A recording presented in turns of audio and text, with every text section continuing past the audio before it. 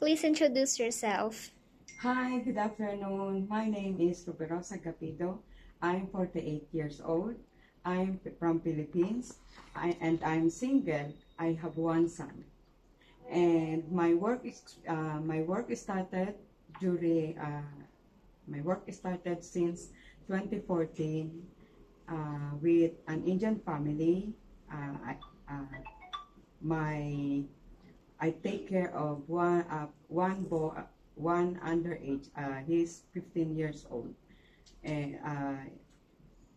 I finished my contract, and then 2016 to 2026 with one Chinese couple, and the child is 1 year and 3 months.